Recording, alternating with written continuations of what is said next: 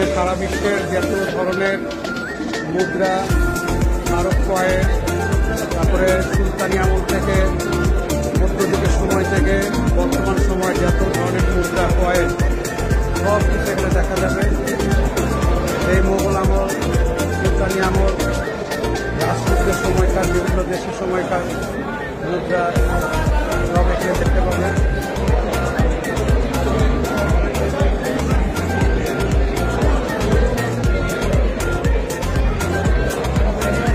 যারা সপরিবারে আসছেন তাদের জন্য একটা ভালো জিনিস যে একসাথে এখানে সব ধরনের মুদ্রা দেখতে পারবেন।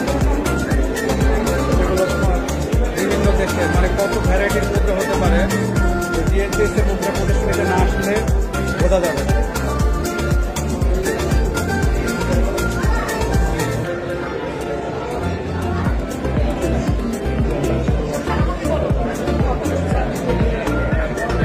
যেমন এখানে পদকও আছে, বিভিন্ন সময় আমাদের বাংলাদেশের যত ধরনের পদক, এর বাইরেও ব্রিটিশ আমলের এবং বিভিন্ন সময়কার পাকিস্তান আমলেরও, মানে আমাদের দক্ষিণ এশিয়ার যত ধরনের ব্রিটিশ আমল থেকে বর্তমান বাংলাদেশ পর্যন্ত এবং জমিদারি আমলের মানে কীরকম পদক ছিল, একমাত্র বিএনসিএস প্রদর্শনীতে আসলে এগুলো দেখতে পাওয়া যায়।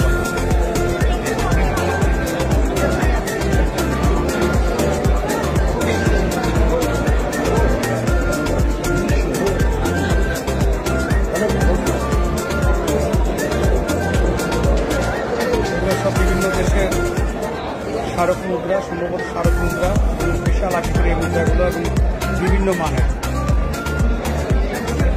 এটা হচ্ছে আমাদের বাংলাদেশের সে 1 পয়সা থেকে 5 টাকার কয়েন পর্যন্ত কমপ্লিট, 10 পয়সা, 5 পয়সা, 25 পয়সা, এগুলো আমাদের স্মারক কয়েন। বিভিন্ন সময় রৌপ্য কয়েন, এখানে শুধুমাত্র একটা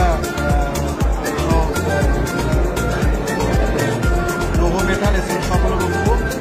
আর এটা হচ্ছে স্বর্ণ মুদ্রা, এটা হচ্ছে আমাদের স্বাধীন বাংলাদেশের। এটা যেমন যে আইসিসি ক্রিকেট 2011 বিশ্বকাপ উপলক্ষে স্মারক মুদ্রা, বিভিন্ন মানের 10 টাকা, 50 টাকা, 50 টাকা, 100 টাকা। এগুলো হচ্ছে পাকিস্তান আমলের, আরো যে মোহর, সেই মোহর, এগুলো বিভিন্ন সময় আছে।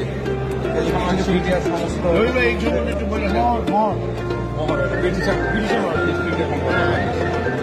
হচ্ছে আমাদের নাতিন ভাইও আছে, একজন বড় মাপের মুদ্রা সংগ্রহ, তার সংগ্রহ আছে।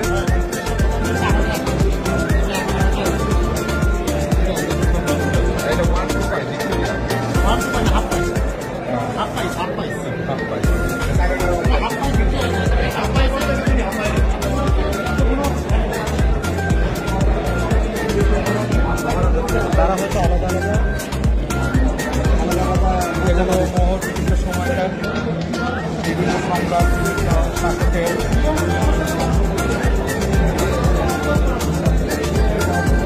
আগের থেকে এগুলো সব হাতে বানানো। এগুলো টাকা ছিল প্রত্যেকটা রাত্রে, প্রত্যেকটা রাতে আলাদা আলাদা টাকা ছিল তাদের নামে। এই লেখাগুলো দেখতে পাচ্ছেন, এগুলো তাদের নামে এবং তাদের রাজ্যের নামে। এগুলো সবই, এগুলো যে মোহর বলে, যে কাঁচা টাকা বলে, অনেকে মোহর বলে, মুক্তধন বলে, এই সেই জিনিস। এগুলো সমস্ত বিভিন্ন ডিজাইনের মূল্য, বিভিন্ন তাদের সবচেয়ে প্রাচীন মুদ্রাগুলো হলো এখানে। মুদ্রার প্রচলন যেটা দিয়ে আমরা জানি, এই কড়ি দিয়ে শুরু থেকে মানুষ বিনিময় করতো, এরপরে আস্তে আস্তে মানুষের হাতে বানানো এইসব মুদ্রাগুলো বলতো যে মানুষ যে আমার কাছে টাকা পয়সাও নেই, এগুলো সব প্রাচীন আসছে।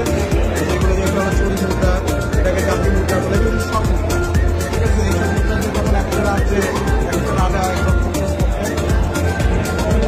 এর বাইরেও এই যে স্টার মুদ্রা, এটা বিশাল আকৃতির, এটাও একসময় এগুলো ব্যবহার হতো। তারপরে যে কড়া মুদ্রা বলে, এটা মূলত হাঁসদাসী, কৃতদাস বিক্রির কাজে ওই সময় এগুলো ব্যবহার হতো।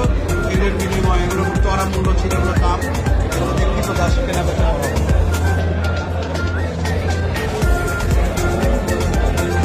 এই যে আমাদের বাংলাদেশের দিকের নোটগুলো, আগের নোটগুলো, যারা যাদের জন্ম আশীর্বাদ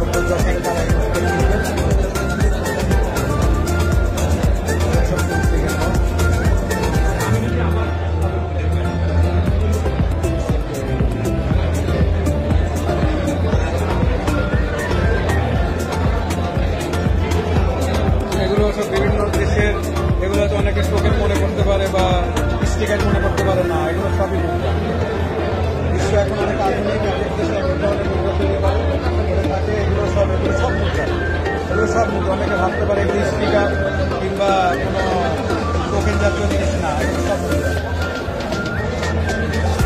এবং আরও অনেক ধরনের নোট এখন আধুনিক বিশ্বে বিভিন্ন ধরনের নোট এখন তৈরি হচ্ছে বিভিন্ন মেটালস দিয়ে। এগুলো সেই মুদ্রা। এটা হচ্ছে 5 সালের 100 টাকার বান্ডিল।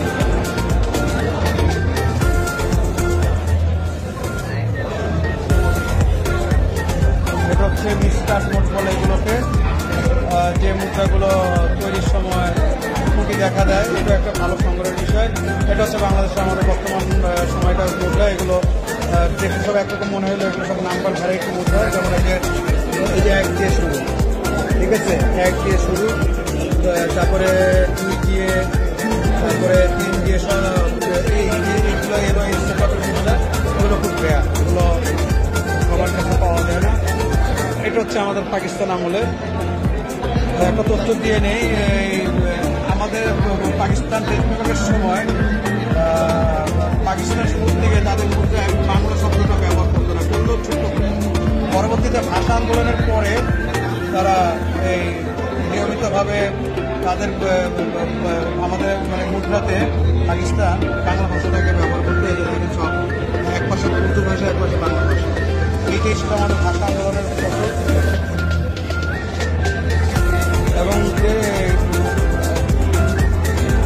মাহমুদ রশিদ নামে একজন বাঙালি গভর্নর ছিলেন, একজন বাঙালি গভর্নর নিজ ছিলেন মাহমুদ রশিদ। কত সালে মুদ্রা প্রকাশিত হয়ে গেলে ছবি সব দেওয়া আছে। এটা হচ্ছে ব্রিটিশ আমলের, এগুলো ব্রিটিশ পাকিস্তানের আর কি, ব্রিটিশ ইন্ডিয়ার মধ্যে পাকিস্তান বলে এই নোটগুলোকে যেগুলো উর্দু ভাষায় দেওয়া আছে। যারা পুরনো লোক তারা এই নোটগুলোর সাথে ভালোভাবে পরিচিত, এবং সব পাকিস্তান আমলের নোট। এই ভাষা আন্দোলন আমাদেরকে এই বাংলা ভাষাটাকে সারা বিশ্বে তুলে দেওয়ার সুযোগ পেয়েছে। এটা আমাদের স্মারক নোট, এগুলো এখানে হলো আমাদের আগের নোট থেকে শুরু করে বর্তমান নোট পর্যন্ত বাংলাদেশের। যে আগের আমাদের 100 টাকার নোট ধাপে ধাপে নোট ছোট হতে হতে এই পর্যায়ে আসে। তারপরে যে আগের 50 টাকার নোট, সেম নোট কীভাবে ছোট হয়ে আসে। এই প্রথম স্বাধীন বাংলার প্রথম এক নোট 100 টাকার, পরবর্তীতে সিরিয়াল হলো এই নোটগুলো।